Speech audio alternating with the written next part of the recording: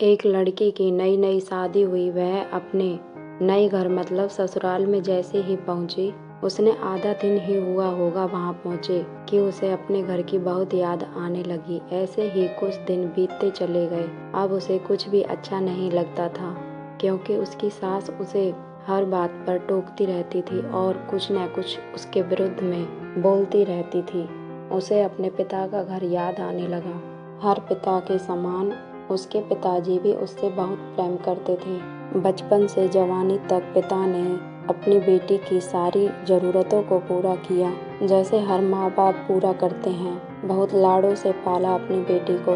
इनकी सास पुराने ख्यालों वाली महिला थी। इन्हें नई बहू का देर से घर आना अच्छा नहीं लगता था। हालांकि बाहर नौकरी करने की परमिशन सास ने ही बहू को दी थी अपने बेटे के कहने पर, लेकिन उसका यूँ रोज रोज देर से घर आना उन्हें अच्छा नहीं लगता था। तो वह अपनी नई बहू को हमेशा टोकती रहती थी। देखो रेखा बेटा, तुम अपनी जिम्मेदारियों को ठीक से संभालो। मुझे ऐसा लगता है कि नौकरी की आड़ में तुम अपनी जिम्मेदारियों से भागना चाहती हो।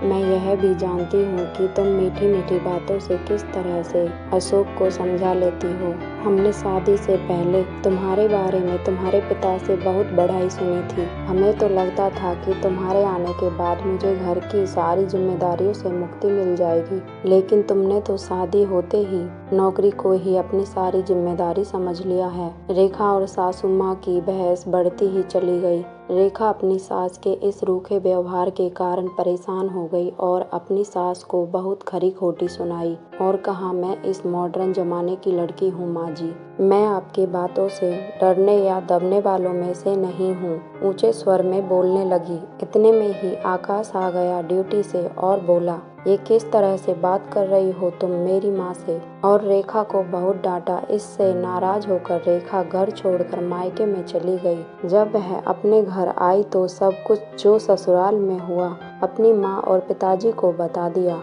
और बोली, पिताजी मुझे दोबारा वहाँ नहीं जाना।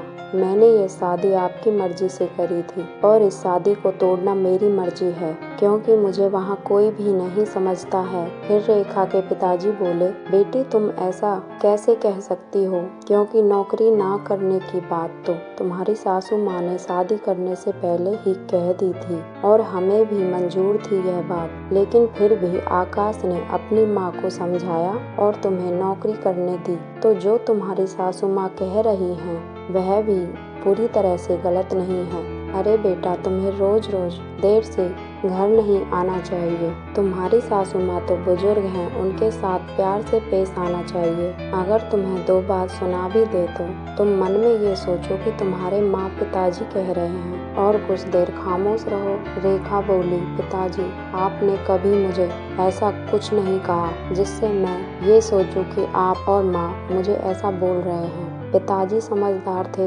उन्होंने फिर से रेखा को समझाया और बोले, अच्छा तुम बुरा मत मानो बेटा, पर मेरी एक बात मानोगी? सिर्फ 1 महीने के लिए अपने ससुराल में जाकर यह सब करना है जो मैं कहूँ। रेखा बोली, क्या पिताजी? कहिए, लेकिन याद रखना यह अंतिम बार होगा कि मैं उस घर में जाऊंगी। पिता ने कहा, वहाँ जाकर रहो, घर की जिम्मेदारियां भी उठाओ, देर से घर मत आओ और सासू माँ तुम्हें जब भी बुरा भला कहें तब अपने मुंह में एक कुल्ला पानी भर लेना और तब तक भरे रखना जब तक सासू माँ बोलना बंद न कर दें, और उसके बाद उस पानी के कुल्ले को नाली में थूक देना और फिर कुछ भी पलटकर मत कहना। बेटी को कुछ समझ नहीं आया, लेकिन बेटी तैयार हो गई। बेटी ने ससुराल जाकर ऐसा ही किया। जब भी सासू माँ कुछ कहना शुरू करती तुरंत रेखा ऐसा ही करती। धीरे धीरे कुछ ही दिनों में सासू माँ का व्यवहार रेखा के प्रति नरम हो गया। अब सासू माँ सोचने लगी, जब से रेखा मायके से आई है बहुत बदल गई है। जरूर माँ बाप ने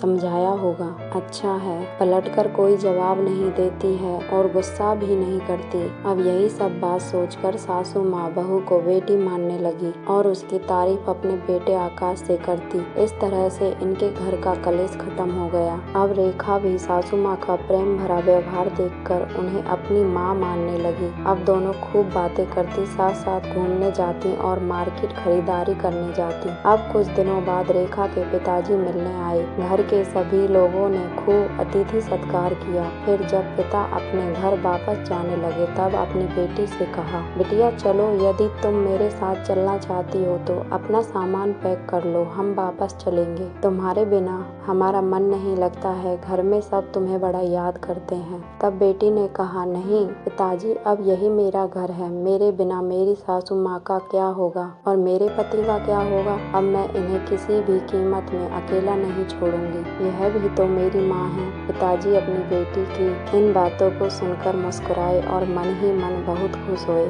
और बेटी को बहुत आशीष देकर खुशी खुशी घर लौट आए। हेलो दोस्तों, आपको कहानी पसंद आई हो तो ऐसी ही और भी अच्छी अच्छी कहानियाँ सुनने के लिए मेरे चैनल को लाइक करें, सब्सक्राइब करें और कमेंट अवश्य करें।